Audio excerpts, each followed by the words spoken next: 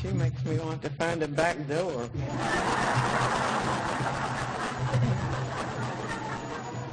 My name is Arbutus O'Neill, and it is by the grace of God that I belong to the Al-Anon family groups.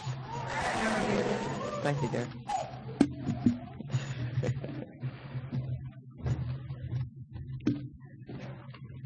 I am powerless over people, places, and things. And because of this program, I can make this admission this afternoon without feeling guilty.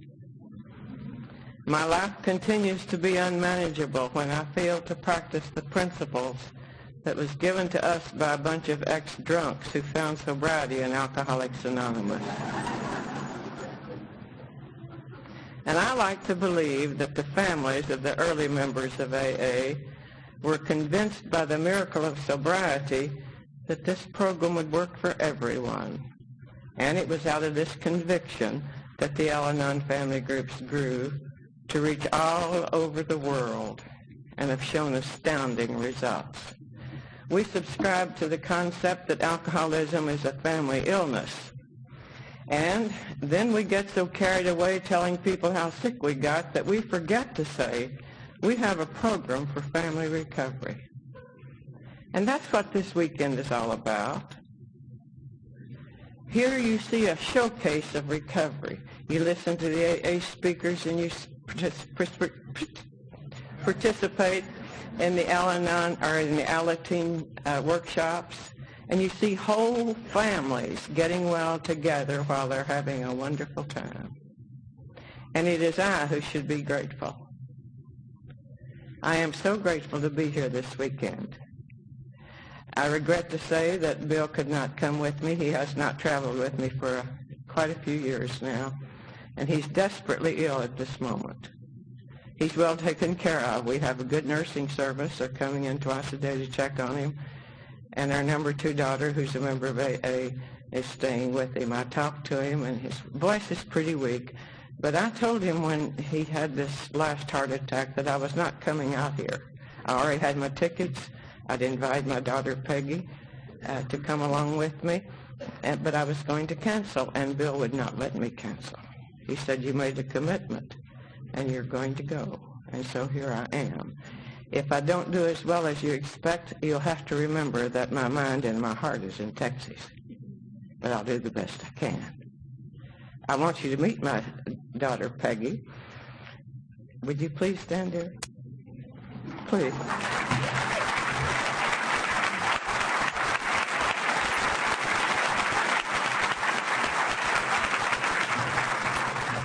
The last time I spoke at this convention was, I believe, in 1983, and I brought my sister Jacqueline with me. And when I told them who was coming with me, they didn't know whether Jacqueline was a member of AA or whether she was a member of Al-Anon. And so they played it safe and made her an AA badge. And then you could claim a stopover on the airlines, and I stopped over in Phoenix where she lived then, and we came out together. And when we were going back Sunday morning, we went to the airport, and she was going back to Phoenix, and I was going back to Dallas.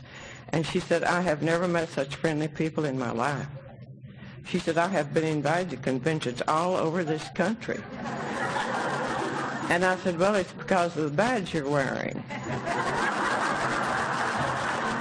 And she said, well, what's the difference in our badges? And I said, your badge indicates that you're a member of AA.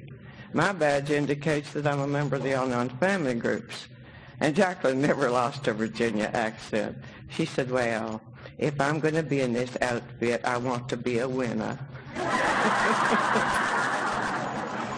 I thought that was debatable.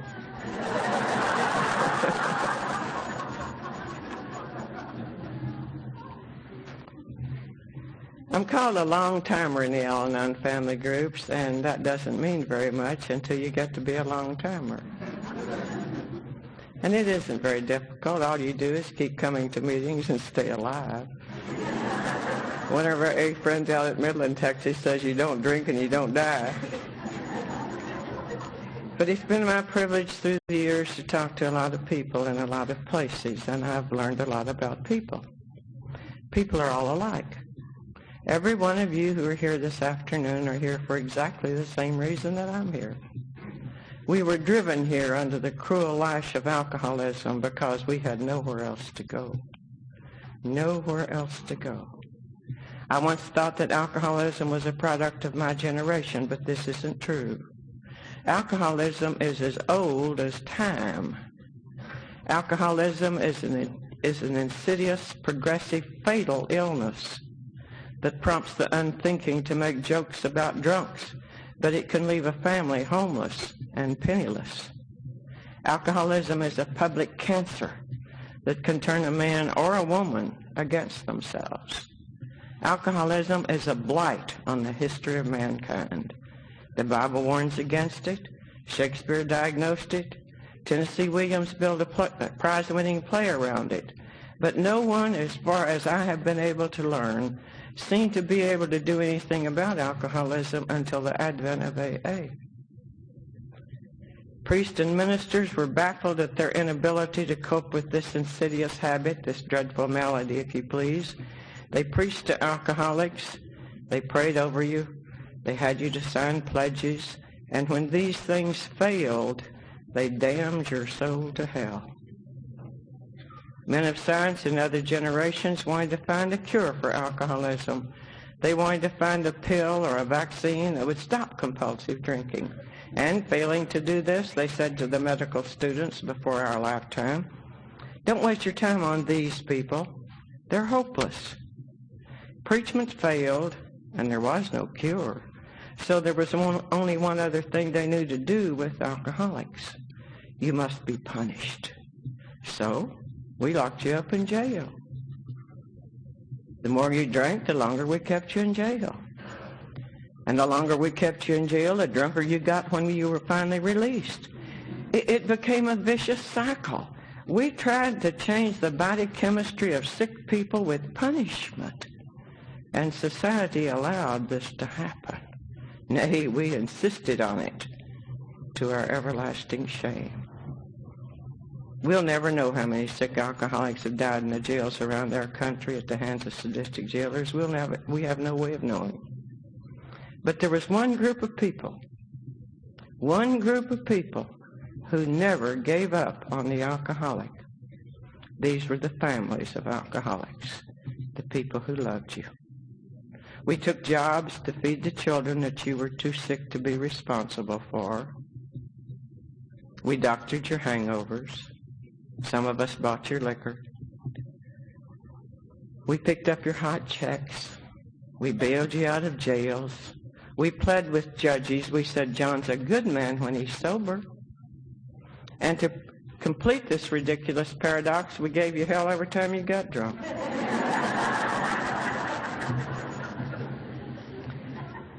And society was puzzled by the behavior of the families of alcoholics. We were a far bigger puzzlement to society than the drunk ever was. They could understand the alcoholic when he wrecked his cars and walked off his jobs and wore lampshades on their heads at parties, all the ridiculous things that they did. They could understand that because they had been drinking, but they couldn't understand us. When Al-Anon came into existence, we were pretty smug in those days, and shortly after the Al-Anon or the Al-Anon groups got started, and they started here in California, you know, we sent out a survey to the existing Al-Anon groups at that time and sat back with great expectancy. We knew what the reports would be. We knew that these kids would write in glowing reports, "Except for my sainted mother, I'd be a bum." That is not what they wrote. That is not what they wrote. They said, "We can understand Dad, but what on earth is the matter with Mother?"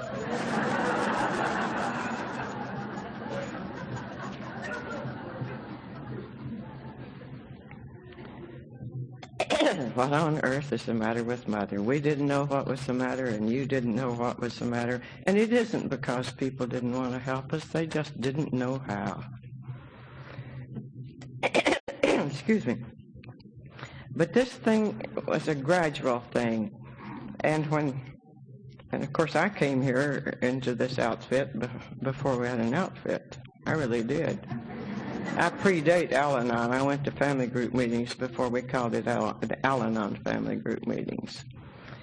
And those early meetings, we didn't have any literature. Not one single piece of literature did we have. We didn't have a program to live by, and we didn't have a purpose to live for. All in the world that we really had was the dubious permission of some people who were very new in AA to come to their meeting places while they had a meeting. And that's what we did. When I came here, we had 50 Al-Anon groups in the world. I haven't heard a recent delegates report, but I seem to recall that we have something like 40,000 Al-Anon groups currently.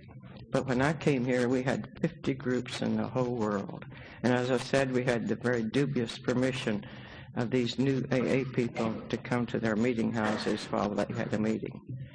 And so we met in dirty little kitchens and wide hallways, anywhere we could put a few chairs, and we sat together and we talked. Now, you know very well what we talked about. It was kind of a morbid competition to determine which one of us lived with the sorriest man. And I wasn't very comfortable in those meetings because I did not live with a sorry man. I lived with a fine young man who drank too much. But I got a little defensive about those early groups. To be sure, they were nothing more or less than gossip groups, but I have to remind the Al-Anons of this generation that if we had not been there then, you would not be here now.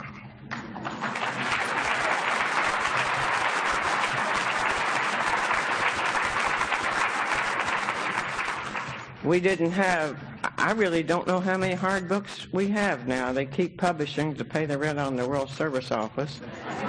And I've lost count, but I think there's upward of a dozen. And we have enough pamphlets to paper this room and a few others the same size. But all we had in those days was the 2 chapters in the book Alcoholics Anonymous. And not having any other literature, we took those 2 chapters quite literally. As you well know, one of the chapters is entitled To Wives. Now, that is not intended to be a put-down for you fine men who are members of the Al-Anon family groups, not at all. The fact of the matter is that when that book was written, there were no women in AA, so they addressed that chapter to wives.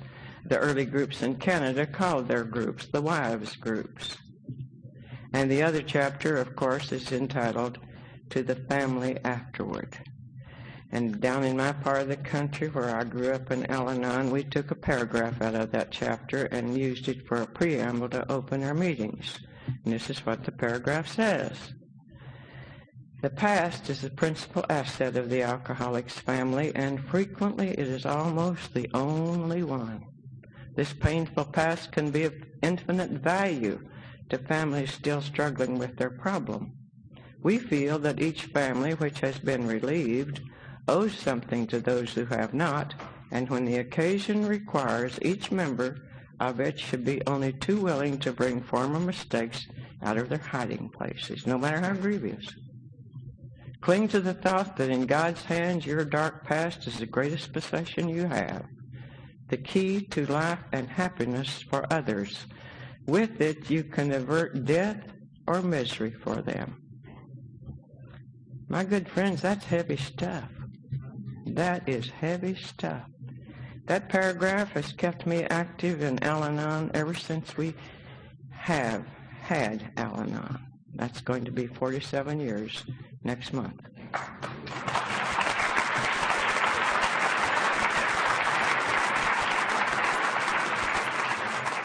That paragraph has caused me to travel thousands and thousands of miles and talk to many, many, many people through the years. It's been my great joy and my great privilege. It's been the most fascinating thing you could possibly imagine to see a fellowship like ours evolve from 50 groups to where we are now. I wouldn't take $1 million for it. I'll tell you something else. I wouldn't take another $1 million to do it again.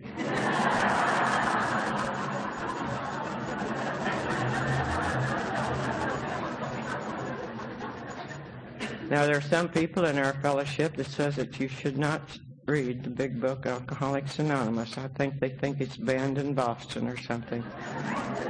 And I think this is so sad. It just makes me extremely sad to see them cheat themselves. I was so very fortunate. I was exposed to the spiritual giants of this fellowship. The Horace Forts and the Al Badgers and yes, and the Chuck Chamberlains and all of these people. And when we hit bottom, I was 1,700 miles from home. I was alienated from my own family.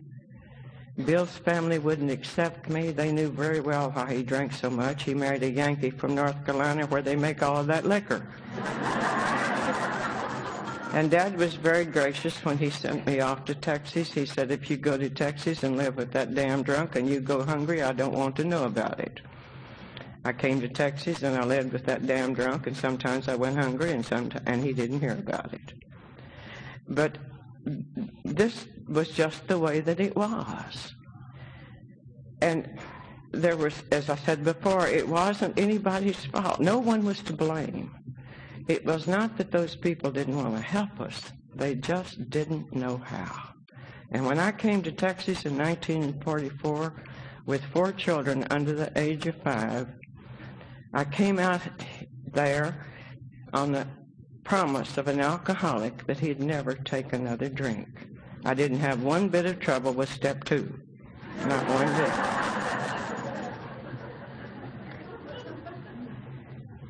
My Bill was a tall Texan who became the father of my children. We worked for a company at that time that sent us all over the United States. And in my generation, it was extremely important that you have fun. One of my AA friends and one of the women in AA that was one of my special friends said to me one time that she had so much fun it like killed her. And that was just about what happened to Bill and me. But we got drunk everywhere we went. We've been terribly drunk in Los Angeles. We got drunk in Chicago, St. Louis, San Antonio. Anywhere we went, we got drunk. And I drank with Bill. There was no problem. Father Martin says the only way that you can identify an alcoholic is by the alcoholic that you know. And Bill didn't drink like my dad. My dad was a two-fisted construction worker. He worked hard, he drank hard, and he played hard. Dad was a gray-eyed Irishman who taught me to love poetry, who taught me to sing Irish folk songs. He had the patience to teach me to work my geometry problems with his framing square, but on Saturday night, my father turned into a devil. My father's alcoholism destroyed both of my parents. My father's alcoholism turned my lovely mother into an old, ugly, bitter woman who hated him. She hated him as long as she lived. She hated him long after he was dead and in his grave. And the last years of her life, which she spent in total darkness, she hated anybody that had ever loved John Martin, and that included me. My father's alcoholism destroyed them both. And for many years, after I gained the courage in this program to ask the God of my understanding for special favors, I closed every day of my life with one special prayer. God, don't let my dad die drunk. Now, I cannot tell you why this is such a terror to those of us who love alcoholics. I can only tell you that it is. God, don't let my dad die drunk. My father died in 1975. He died of throat cancer. He did not die drunk. Now, you know very well that I didn't want that filthy stuff to destroy that beautiful baritone voice. You know very well I didn't want that filthy stuff to make it impossible for my dad to even have a drink of water. You know I didn't. But I prayed, God, don't let my dad die drunk. I attended my first AA meeting in Amarillo, Texas in 1948, and I didn't want to go to that meeting. I could see no constructive purpose to be served in associating myself with a group of people who had ruined everything they'd ever tried to do. They stood at podiums like this and freely admitted that they'd lost their families, they'd lost their businesses, they'd lost their health. Some of them had done terrible things and been in jail. I didn't want to associate with that kind of people. And the only reason that I went to that meeting was that I had put myself under an obligation to a very lovely woman who was married to a member of Alcoholics Anonymous. It was an open meeting. There was about 150 people there. And you've probably noticed by now that I drink a lot of coffee. And I'm sure I'd made a number of visits to the coffee bar. And after we were seated in the meeting, a very beautiful woman that I later learned was a member of Alcoholics Anonymous leaned across Marguerite and whispered to me. And what she said was, "How long's it been since you had a drink, honey?" And I wasn't embarrassed by her question. I'm not a teetotaler. I used to say I didn't trust teetotalers, but I have a friend down in Wichita Falls, Texas, who's never even tasted liquor. She's a real teetotaler. And I'd trust Mildred with my life, so I don't say that anymore. But Marguerite was terribly embarrassed, and she answered the question for me. She said, "Mrs. O'Neill is not an alcoholic. Mrs. O'Neill is not an alcoholic, but she knows about alcoholism." In 1940, two things interrupted this drinking career of ours. We became parents, and the world became involved in the war. And I quit drinking with Bill. The fun had gone out of it. I was busy following the troop movements in Europe and later in the South Pacific. I was watching the casualty list because my brothers were in the military. And a large number of Bill's family was in the military. I didn't drink with Bill anymore. We had our second child the next year, and Bill was not there when Nancy was born. Nancy came on Wednesday, but she didn't meet her father till Sunday. And when Bill came to the hospital, which is in Cincinnati, Ohio, incidentally, he wanted to teach the Catholic nun who was in charge of the maternity ward the Texas Stomp. And the good sister didn't want to dance. And when he left the hospital with the help of two big burly orderlies, he sat down on the streetcar track in full view of my window and forced the motorman to stop and to tell him about our new baby girl. You see, Bill was still having fun with his drinking. We had our only son the next year, and this time the trip to the delivery room was a little bit different. Something went wrong, and they needed Bill. They couldn't find Bill. Had I been able to talk to them, I could have told them that they'd find Bill in the bar, but you see, I didn't know which one. Mrs. O'Neill is not an alcoholic, but she knows about alcoholism. When we left the hospital, for a long time I couldn't talk about this because we had two little girls. We had Peggy and Nancy, and Bill wanted a little boy. I guess all of you men like to have a son. And I manipulated that pregnancy, and I gave Bill a son. Luther was born with a birth defect, and the doctors told us that he'd never walk.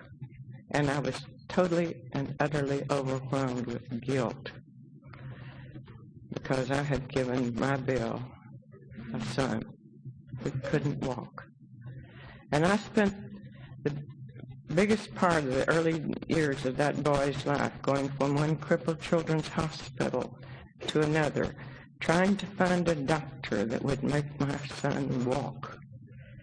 I didn't pray for Luther to walk. I didn't have anything to pray to. And I believed in medical doctors with all my heart. And so I made this unhappy trudge to doctor after doctor after. I sometimes got to say this, but Luther did learn to walk when he was 3 years old. And when he enlisted in the Navy and was stationed here in San Diego when he was not quite 18 years old. It made me have a lump in my throat when I saw him run across the lot or jump a fence because he wasn't supposed to walk. And at the expense of my attention that I would have given our youngest daughter, and thank good Lord, Teresa was one of those beautifully healthy babies that thrived on loving neglect, and that's all she got.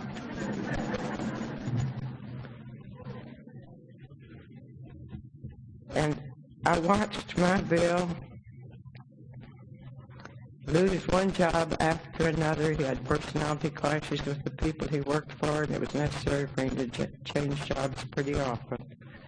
One of these jobs took us down to Knoxville, Tennessee, right in the big middle of the war when they brought that atomic energy plant into Knoxville. And suddenly overnight, that sleepy little southern town was turned into a maelstrom of activity that you couldn't possibly believe. And it was almost impossible to get a house. And your landlords were forbidden to evict tenants. At that time, we were frozen. They were frozen to their jobs, and the landlords had to make people places to live that they really didn't feel were very desirable.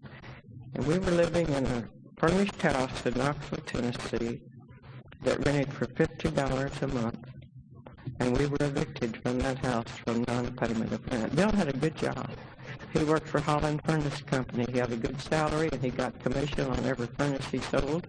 And he wasn't a bit reluctant to take a little extra money under the counter if you needed a furnace real bad. But we were evicted from that house for non-payment of rent. And it was necessary for me to go up into Kentucky, 70 miles away, where I found a garage apartment. And I went to, this was just before Teresa was born, and I went to the local hospital to learn that I could not go there to be delivered of my child because the hospital was for the exclusive use of the coal miners who lived in that area, and I was not eligible to be admitted in that hospital. And about the time I got that wonderful news, they carried Bill home. Now, they'd carried him home before, but this time his leg was broken. He'd had an argument with his boss, and this big old tough Yankee just beat the bejabbers out of him. Bill must have felt 10 foot tall when he drank liquor because he'd pick on the biggest men in the bar and just get the bejabbers beat out of him. And so mother didn't know I was pregnant. My mother was only 12 years older than my husband, and she hated him. Oh, Lord, she hated him in triple fashion. And they'd have these god-awful arguments. Bill would yell at mother because she hadn't taught me about birth control, and she'd yell at him because I was pregnant again, and I'm in the middle of my big belly. And it was awful. But we had to go home to Mother. Mother lived in Cincinnati at that time, and we went to Cincinnati on a Greyhound bus. Bill had this, they did agree to put a cast on his leg at the emergency room of that hospital, and he had this god-awful cast on his leg from his hip to his ankle. And I don't know who was the most relieved when he got to Cincinnati, me or the bus driver. We go out to Mother's apartment. She lived in one of those apartment complexes where they don't take children. And so we get out there, and there's no elevator. She lived on the 3rd floor, and so Peggy and Nancy held hands, and I'm carrying Luther on my big belly, and we knock on Mother's door. She like to die. She like to drop dead. And we got inside, and she sat us down on the couch for one of those talks that you all know about. And she said to me, of all my children are this, there's no doubt that you're the most brilliant child I have, but it takes a damn genius to get in shape like this. And because of the volunteer work that my mother did with the Salvation Army, they permitted me to go to the Salvation Army Hospital to have my last baby, a charity hospital. I don't think the people in Texas quite understand this part of my story, and I'd like to leave it out, but Bill says I must not. It's real good for you how bottom goes. But for a hillbilly to accept charity, I'll wear those emotional scars to my grave, I'm sure I will. It was the most horrible thing that I ever experienced in my life. And I couldn't eat the food that I bought with the money that the welfare people allowed me. I couldn't eat it. I hope to God I never see another bowl of spaghetti. They served something at lunch today called pasta, and I didn't. That's just a second cousin to spaghetti. And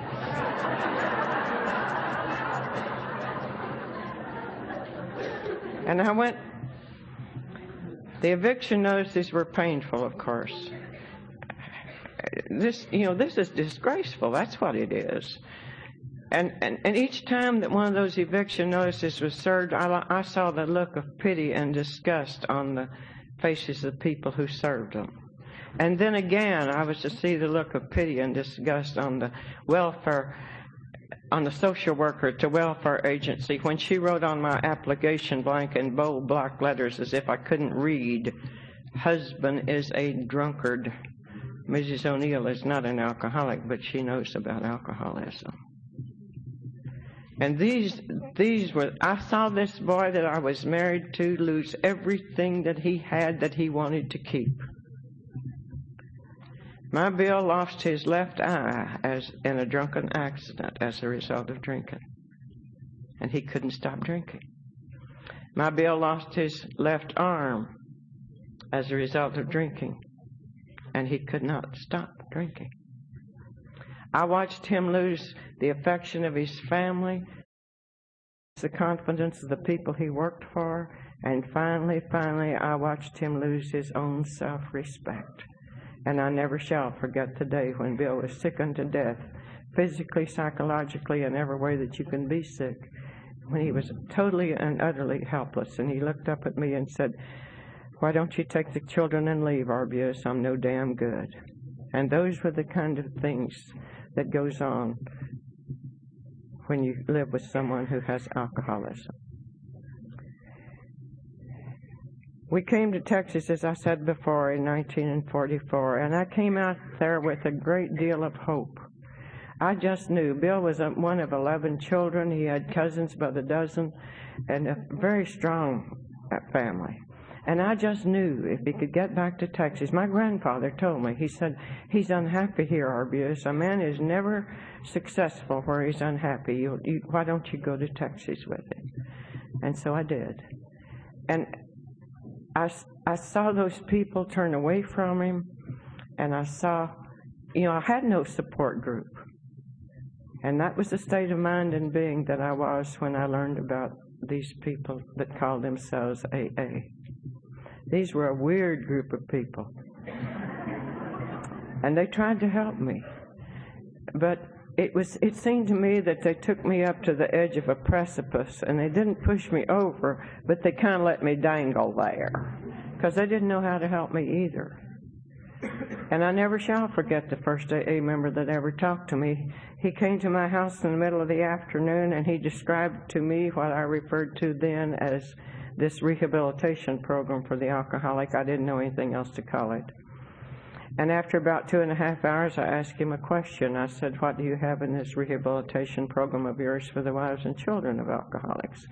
And he said, "We don't have anything for the wives and children, Mrs. O'Neill. You do not have a problem." I thought he was wrong. I still think he was wrong. But I believe it was that self-same cold November afternoon when I stood in a living room of a mean little rent house in Brownwood, Texas, where we live now, that I made up my mind that someday I would find a way to help the families of alcoholics. And by the grace of God, that opportunity came to me because I met another group of people. Now, if I thought those AA people were weird, shoo-wee. These non-alcoholics who found it vitally necessary to live by the 12 steps of Alcoholics Anonymous to preserve their stability and to restore their sanity, they were something else again. Nothing was there. They were blank. And Bill kept saying to me, "You need to go to those meetings." And I said, "No, those people are sick, and I don't want to get like that."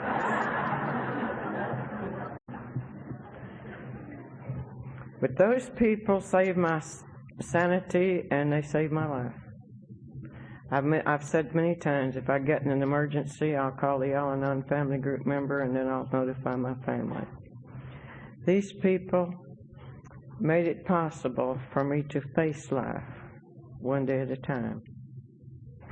These people gave me the courage to live one day at a time. And they had many, many names. I used to say they didn't have any name, but we had many, many names, some of which I cannot repeat in polite society. But finally, we got to all the groups got one name, and we were called the Al-Anon family groups.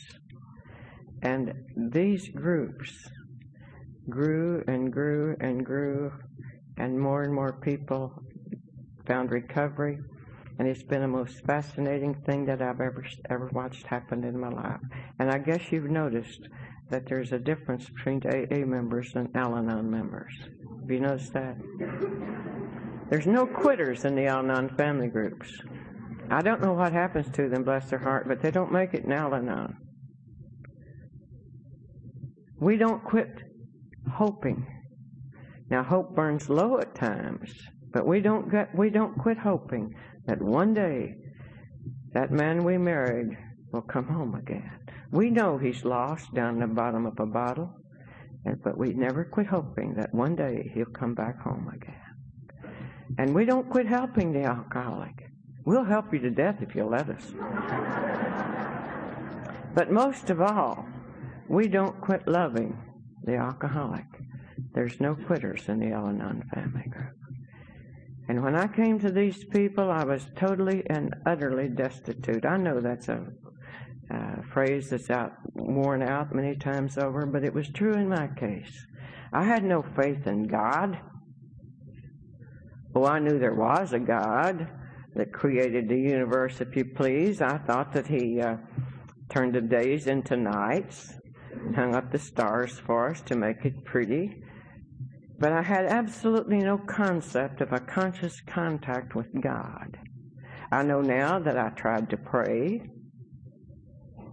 when all I could say was, "Oh, God."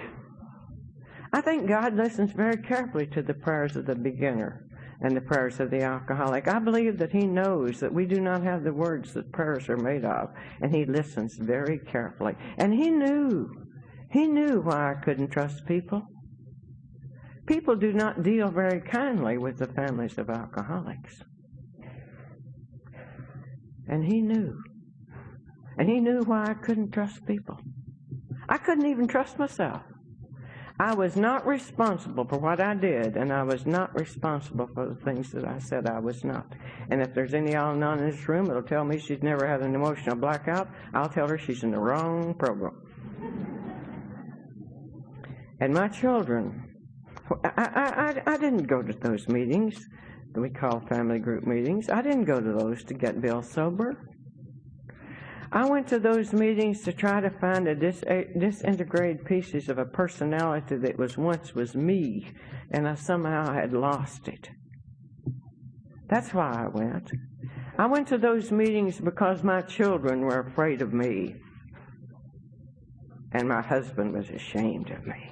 And I didn't want my children to be afraid of me, and I certainly didn't want Bill to be ashamed of me.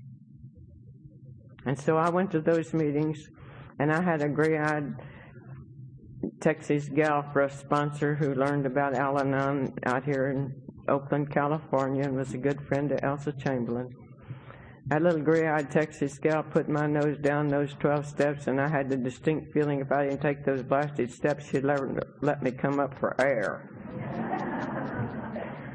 And so I was going to take those steps and slap that paper down in front of her and get an A+ up in the corner. Of course, I'd never seen anything else on one of my papers. And I was going to say to her, I took these blasted steps and they didn't work.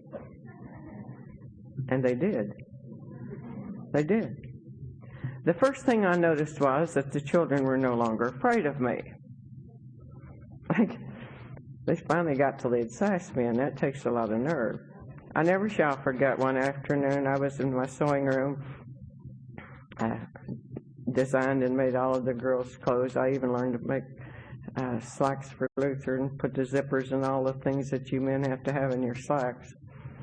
I was in the sewing room, and the principal of the junior high school, it was only a block from our house, called me to say that he had found Peggy out in the hall by his office, and she was crying. And he asked her why she was crying. And she told him she was afraid to come home. I said, what on earth is she afraid of? It's broad daylight, and it's only a block. And he said she made a C in algebra, Mrs. O'Neill, and she said, my mother will come unglued. And he said, don't you say a word to that child. You might be able to make an A in algebra, but Peggy only made a C, and it was the best she could do. And don't you say a word to that child. I don't think Peggy ever knew that. But that was the reputation I had with my children couldn't recite or take part in a play if I was in the audience. I had to watch their performances from the wing, because if I sat out in the audience, they forgot their lines. Now, don't misunderstand me. I'm not a child abuser, but they were so desperately afraid of my disapproval. And the reason they were afraid of it was because I was afraid of the same thing. I was glad when the children were no longer afraid of me, and I was just delighted when once again I realized that Bill was proud of me. This need for approval is a very real sickness with those of us who love alcoholics. And the approval that we want most of all is that comes from you AA members. And we don't need very much. All you need to do is occasionally tell us that we look nice, that we did a good job, you smell good. That's all we need. That's all we need. And I was glad that Bill was proud of me. And I made friends. First, of course, right in my own little group there in Abilene, Texas. And then I was elected delegate for the whole state of Texas. I'm the only delegate that Texas ever had. After my panel, they divide Texas into 2 assembly areas to keep ahead of you people here in California who divided into 2 assembly areas. We really didn't need 2 delegates, but we was going to beat you if we could.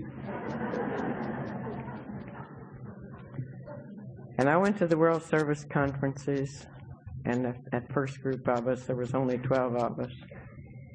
And I met Bill and Lois Wilson. And I met the delegates from a good part of the North American continent, and it made me realize that I had friends everywhere I could go. I had friends all over the world. And some of you told me that you liked me, and then I could belong to the human race. And we took the principles of this program and we reared those 4 children.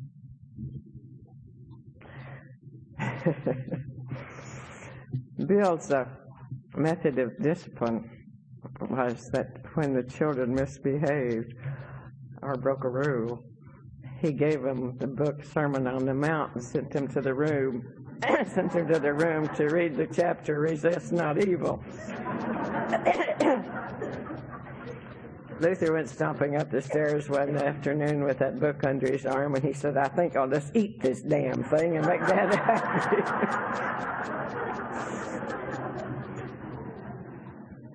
But we took the principles of this program and we reared those 4 children. And there was a long period in our life, a very long period in our life, when things were good. Kids went to school and got more degrees than a thermometer. When our youngest daughter was graduated magna cum laude, I said, that's not bad for a drunk's kid.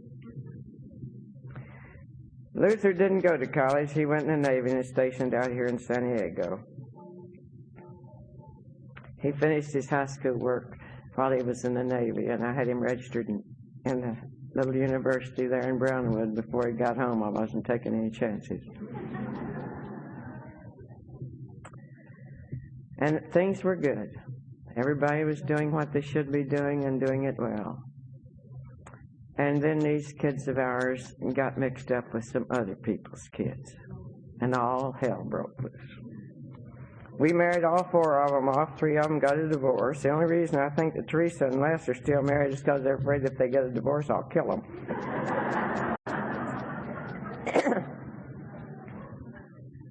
Nancy was married to a young psychiatrist that recommended hundreds of people, that referred hundreds of people to this program, either to AA or to Al-Anon. But I started getting some strange calls about 15, 16 years ago. My AA friends in Austin would call to say, we followed Luther home and he turned in his own driveway, Arbutus, you can go to sleep.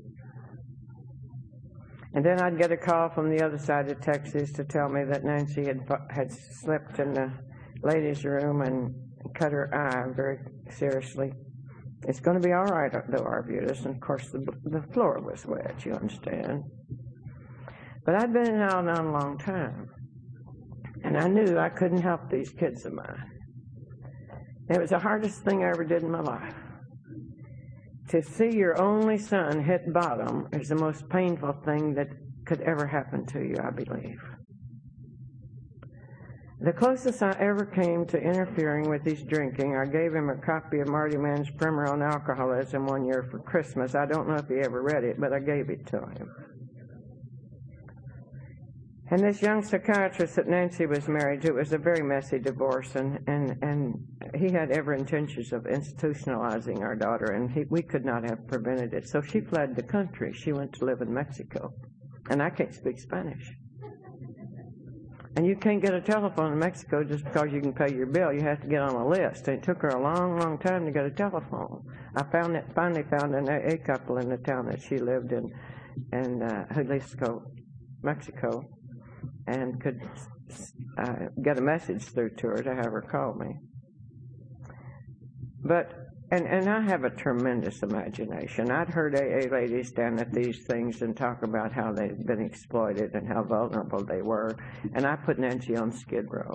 And I'd heard those horrible stories about Mexican jails, and I almost lost my ever-loving mind. I couldn't even repeat the Serenity Prayer. But I knew better than to try to do anything about it. And my Bill doesn't have the largest tape collection in the world, but he's got one of the oldest one, and he's taped Clancy many, many times. And those fast copiers, Bill didn't take his equipment to conventions like your fellows do. He made all these masters on reels, and he'd take them back to the library and transpose them to cassettes and make the copies that you folks had ordered and mail them out. And those machines work in even numbers. If you get order for 67 tapes, you wind up with 68. You've got a spare. And I'd push those back on the counter and call them counter tapes for some reason. Periodically, I'd send them to a treatment center that was not federally or state funded, or to a prison group. And one day I was cleaning the tape room, and I found several of Clancy's tapes, and I just bundled them up and sent them to Nancy, just on impulse. 2 or 3 days later, she called me and she said, "Mother, why hadn't you sent me that man's tapes before?" And I said, "Oh, I guess I never did think about it." And she said, "He makes sense. He's so simple." God, I couldn't wait to tell Clancy he was simple.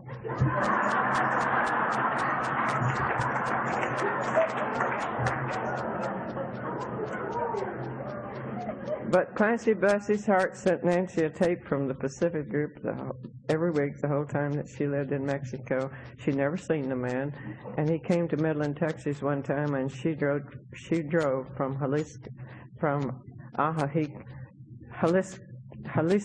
Ajijic, Mexico. That's a mouthful. To Midland to meet Clancy. And she said, "I can understand sublimate your judgment, but I cannot understand turn your will and your life over." So the simplicity of Clancy's philosophy saved my daughter's life. And I don't care what anybody says about Clancy. I don't care if he spits in his grandmother's eye. He's all right with me. We have a running battle, of course, but it's kind of fun. But I knew that I couldn't help them, and all I could do is, and Smart Aleck up in Oklahoma, he said, "Now we're going to see what kind of program Arbutus has."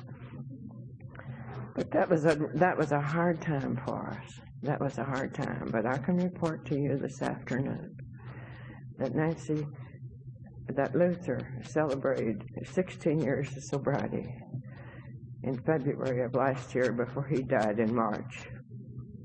And Nancy celebrated 16 years in AA last September.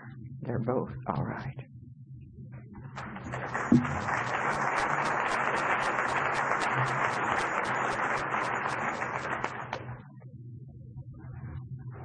Haven't done a very good job this afternoon. I've rambled and talked too long, of course, always do. But I hope you know how much I love you. It's a weird thing and hard to explain. I get my strength from you. And people ask Bill, or ask me, if Bill minds me traveling alone, and he doesn't. Because he knows you will take care of me. He expects it. And you've taken beautiful care of me this weekend. I'm tired. I'm a little ashamed to be so clumsy. My little friend in Topeka expressed it, I think, best of all. She said, "Screw the golden years."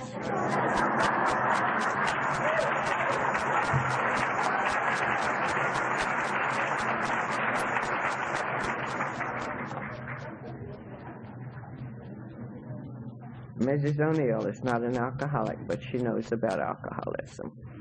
And I'll close by saying the same thing I always do when I talk to you. The whole world needs to, this program carries a message that the whole world needs to know. And you are the only people on earth that are so uniquely qualified to carry that message. You can carry this message because you've lived with alcoholism and survived it. You will be the ones that will carry the message to alcoholics in your town or in your community that no one else can. Robert Louis Stevenson was an alcoholic. Stephen Foster was an alcoholic. And there wasn't anyone there with a message for them. And there will be men and women in your neighborhood and your community that will die just like Stephen Foster in drunken convulsions if you fail to carry this message. And there's men and women in your community and in mine that will not have the courage to live with an alcoholic one more day, and they'll mess up their lives, break up their families, if we fail to carry this message. And there's kids in your neighborhood and in mine, who never heard of Al-Anon. These kids will grow up with deformed personalities if you fail to carry this message.